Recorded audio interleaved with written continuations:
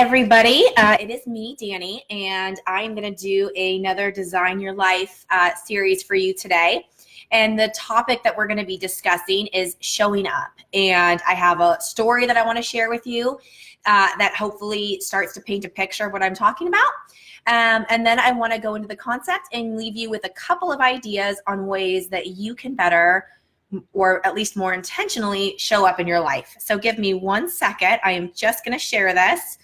And if you wouldn't mind, I would love, it would be great support if you would share, comment, like, do all the things. That's awesome. I would really appreciate that. I'm going to share this on my page really quick.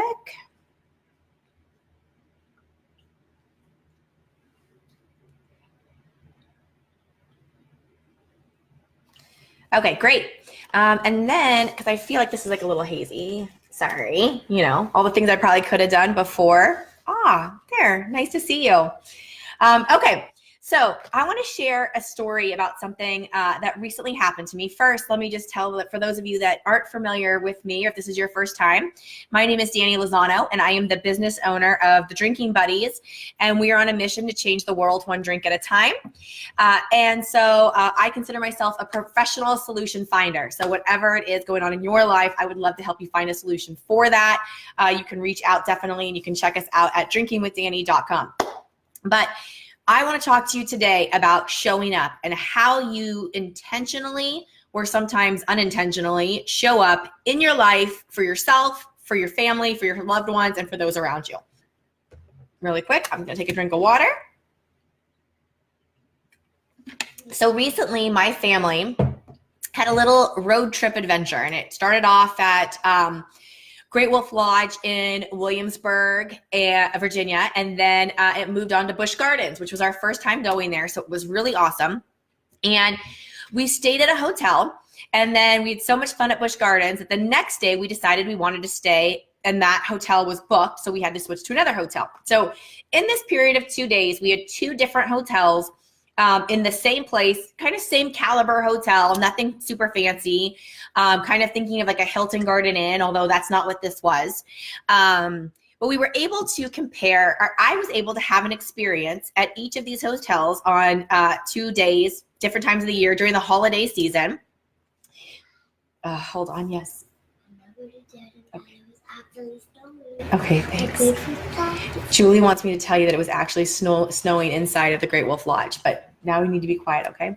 Sorry. Okay, so we had 2 different experiences having breakfast at these hotels. They were the types of hotels that gave you free continental breakfast, so you have like eggs and bacon and stuff like that, the waffle maker. You can picture it. I know you've been there. And the first day at this one hotel that we're at, we go and there's an attendant in the breakfast area, and I get in there a little late. It's still time. It's like if the breakfast goes until 9:30, it's maybe 9:28, and she started to clean up, which I don't blame her. There's nobody else in the room. I get it. But I go to reach for something in one of like the hot plates, and she goes to grab it to clean it up and gives me like this look like, really? And I was like, can I just grab that? And she's fine, and goes about her business, and doesn't really say anything to me, wiping down the counters, clearly taking the stuff back and forth. Later on, as we're leaving the hotel, I see her outside kind of just looking miserable with her life, smoking, doing whatever. And I couldn't help but think to myself, it's probably like not her ideal place in life. She probably didn't decide she wanted to be the breakfast attendant at a hotel chain. That maybe that wasn't her dream job. Maybe that's not what gets her excited. Maybe that's why she's miserable. And that is just, how she showed up that day. It just, I kind of gave her an out as far as this maybe wasn't the thing she wanted to do with her life. And so she doesn't really put all that much effort into it. And that was just that. So then we switched hotels, and the next morning we wake up and I take my kids back down to breakfast. Same setup, the eggs, the bacon, the waffle maker, all that. But out comes this woman, and I kid you not, her name is Wilma. And I would tell you, Wilma was having the time of her life. And she was walking around to every table, engaging people in conversation. She would do like this little dance for people. She would bring my kids juice. She was talking to everybody what you're doing for the day. She wanted to know if this guy was here for work and this family was here for travel. And she was, bringing the breakfast in and out. And she was working with her partner back in the kitchen, Keith, and they were like this 2-person show. And it was like the energy in this room was completely up. And it was full. It was actually hard for us to find a table. And every time someone would say, "You're just amazing," Wilma would be like, "Well, thank you. It's my job in life to make sure that I start your day off right." And I thought to myself, wow, Wilma doesn't consider herself a breakfast attendant at all. She considers herself like the guardian of your good morning. Like, it is her job to make sure your day starts off great. That's how she sees herself. She knows the travelers. You could tell she knew the people that had been at the hotel before. She was making the kids laugh. She was bringing people brochures of things they could do and recommendations. And she was really proud of her knowledge of the area. And when anybody would comment to her about how great she was doing, she would be like, "Well, don't forget to tell them Wilma started your day off right." And she would do this little happy little dance. And so I went to go leave a review on TripAdvisor because I really was impressed with her service. And so this is at the Wyndham in Williamsburg. It's the Wyndham something, but you could see it. And if you scroll through the reviews, everybody comments on Wilma and Keith. Keith gets some credit too. Everybody comments about how amazing their day was because it started off with Wilma and her buddy Keith. And seeing these two people side by side doing the same job in almost the exact same situation. And here, I don't even know what this woman's name was. We'll just call her Sad Sally. I don't know what Sad Sally's real name is, but Sad Sally is in the breakfast attendant room and there's nobody there. I'm sure every other customer at that hotel, and keep in mind, I know that hotel was sold out because I called to stay an extra night. So I know there was guests there. I'm sure every other person did exactly what I did. We walked in, we saw Sad Sally. She didn't really put us in a bad mood, definitely didn't cheer us up or anything like that. We grabbed our food and we brought it back up to our hotel room. Because why do you want to sit in the room with Sad Sally? The next day, I go to do the same thing and I walk in and here's welcoming Wilma.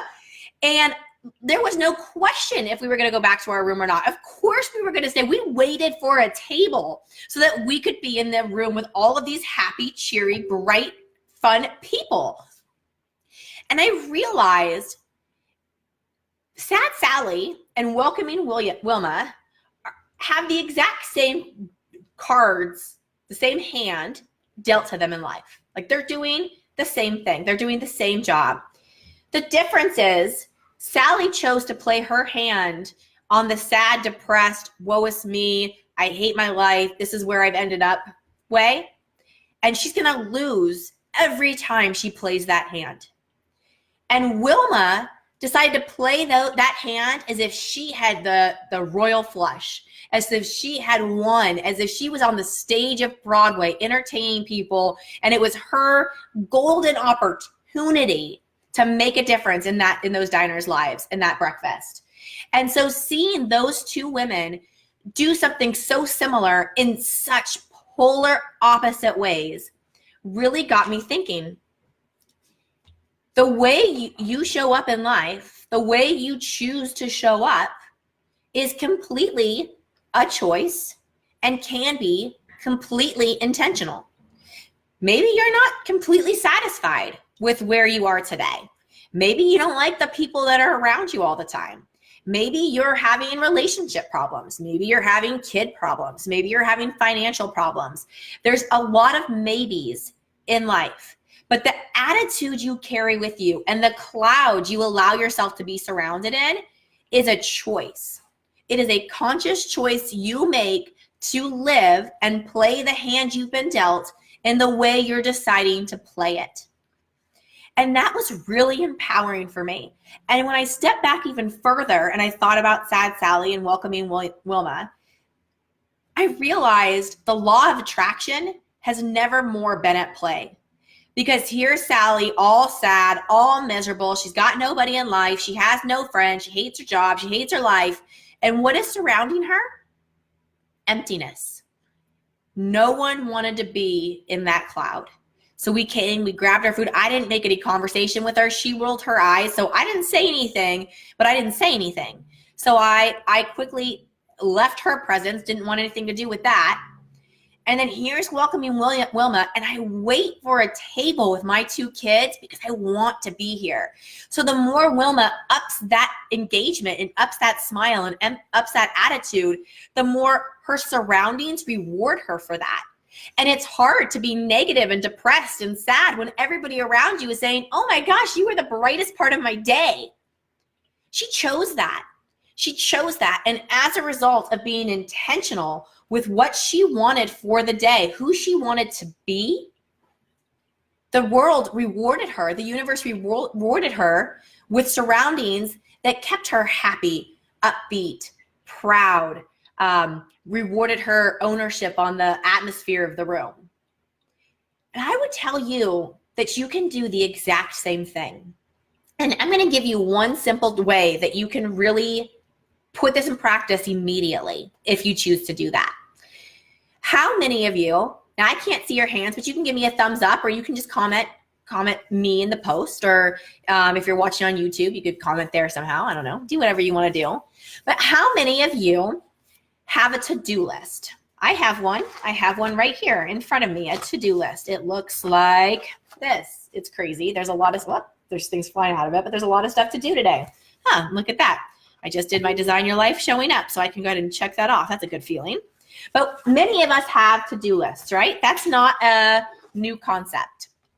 But I heard this asked recently in a seminar I was attending, and I thought, well, here's something, an interesting spin on it. How many of you have to-be lists? Like, how many of you decided what you were going to be today? So I did not, so I'm going to. So above my to-do list, I'm going to write to be.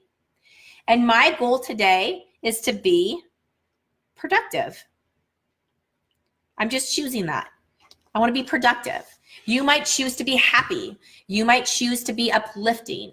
You might choose to be supportive. You might choose to be creative.